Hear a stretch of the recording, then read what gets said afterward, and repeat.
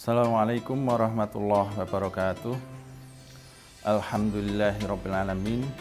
Assalatu wassalamu ala asrofil anbiya'i wal mursalin wa ala alihi wa sahbihi asma'in. Asyhadu an la ilaha illallah wahdahu la syarikalah wa asyhadu anna Muhammadan abduhu wa rasuluhu la nabiyya ba'dah. Pada kesempatan kali ini, pertama-tama marilah kita bersyukur kehadirat Allah Subhanahu wa taala yang telah memberikan nikmat kepada kita, yaitu mempertemukan kita dengan bulan Ramadan. Bulan di mana amal ibadah yang kita lakukan dilipat gandakan oleh Allah 10-700 kali lipat.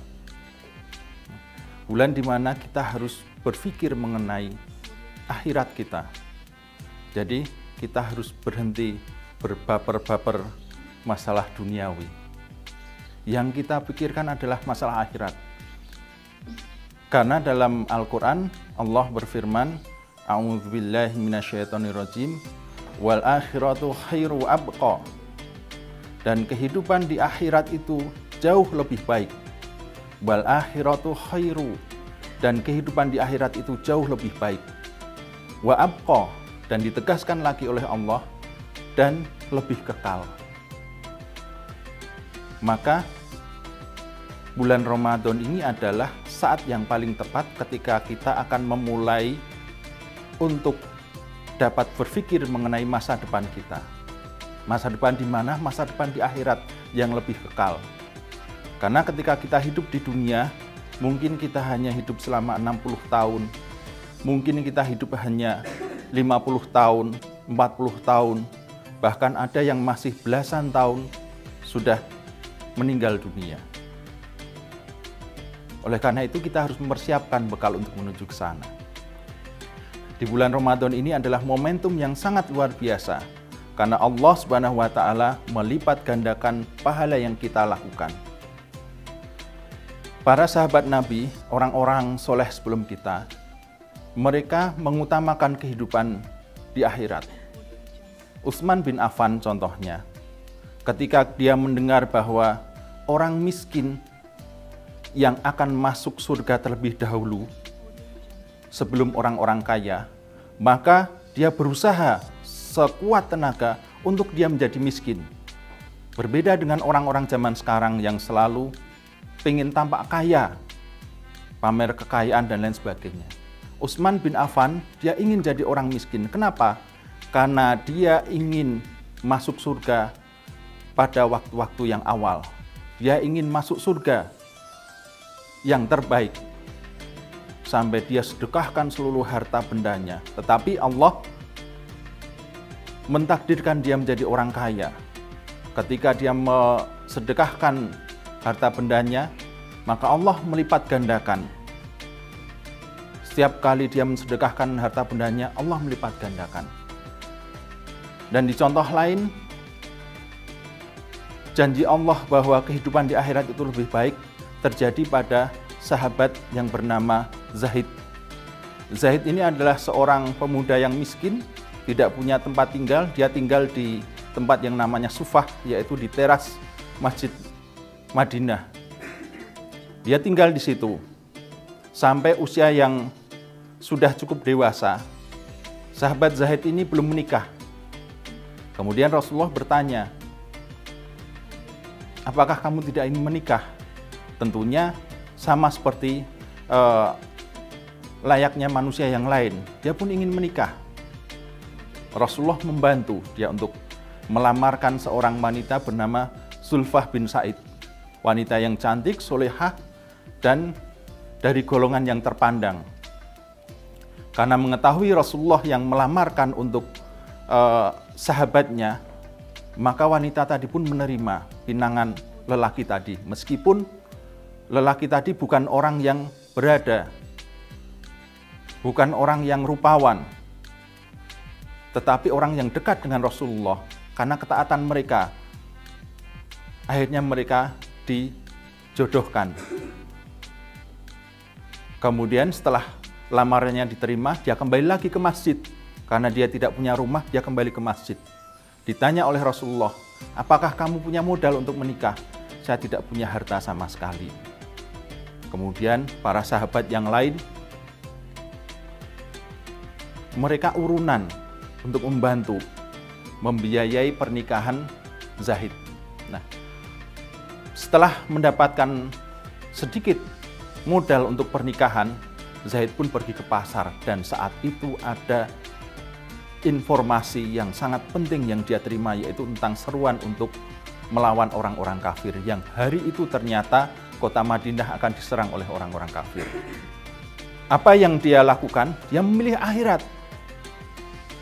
Harta yang dimiliki tadi dia belanjakan untuk keperluan perang, dia ikut berperang. Dan takdir Allah berkata lain, dia meninggal di medan perang. Zaid meninggal di medan perang. Rasulullah mencari-cari Zaid yang seharusnya malam hari sehari itu dia menikah, dia sedang berbulan madu, tetapi dia ikut perang dan akhirnya mati syahid di medan perang. Kemudian Rasulullah memangku jenazahnya sambil menangis terseduh-seduh. Pada saat itu Rasulullah kemudian ada sesuatu dari langit yang turun. Rasulullah melihat menengadah ke langit, kemudian Rasulullah menundukkan lagi, ternyata ada bidadari yang sedang menjemput Zaid. Bidadari yang tidak ada tandingan kecantikannya dari manusia yang ada di dunia ini. Zaid ternyata tidak memiliki jodoh di dunia, tetapi Allah punya kehendak yang lain. Allah punya janji bahwa kehidupan di akhirat adalah yang lebih baik dari kehidupan di dunia. Zaid mendapatkan jodoh seorang bidadari dunia, bidadari surga, yang bahkan ia menjemput ruh Zaid untuk dibawa ke surga bersamanya. Nah, sehingga ketika kita mengutamakan untuk kehidupan kita di akhirat, maka kehidupan duniawi akan mengikuti. Kita tidak perlu baper ketika kita tidak punya apa-apa, tidak punya harta. Ketika kita miskin, kita punya kesempatan untuk masuk surga 1000 tahun sebelum orang-orang kaya. Karena di akhirat pertanggungjawaban yang kita lakukan di hadapan Allah sedikit. Setiap harta yang kita miliki akan dipertanggungjawabkan, tapi karena kita tidak punya harta, tidak ada yang dipertanggungjawabkan. Maka akan masuk surgalah lebih dahulu orang-orang miskin. Jadi tidak perlu risau, tidak perlu galau, tidak perlu takut, tidak perlu malu. Kemudian ketika kita buruk rupa, wajah yang buruk dan wajah yang tampan, wajah yang cantik, itu lebih menyebabkan orang akan banyak menjerumuskan orang ke dalam dosa. Wajah-wajah yang baik, wajah yang cantik misalkan, wanita yang cantik yang tidak bisa menjaga auratnya, tidak bisa menjaga adabnya, akhlaknya, itu akan membawa orang terjerumus ke dosa.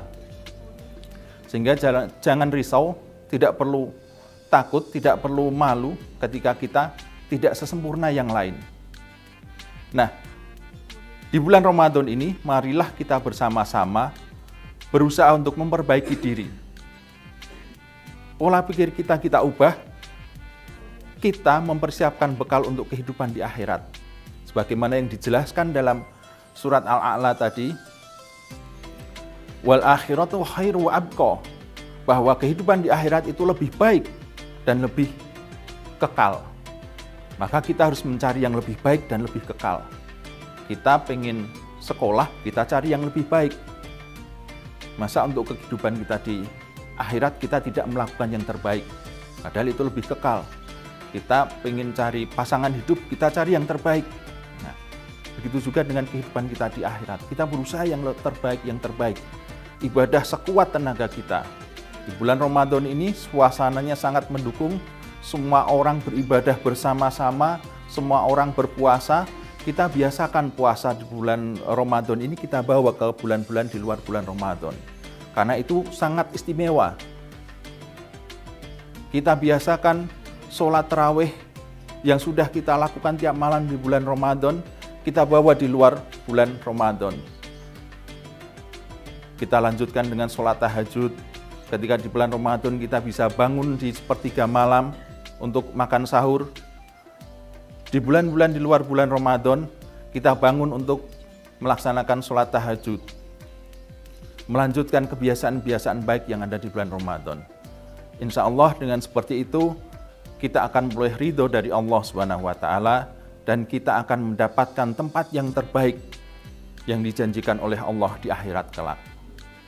Demikian yang dapat saya sampaikan, semoga bermanfaat bagi kita semua.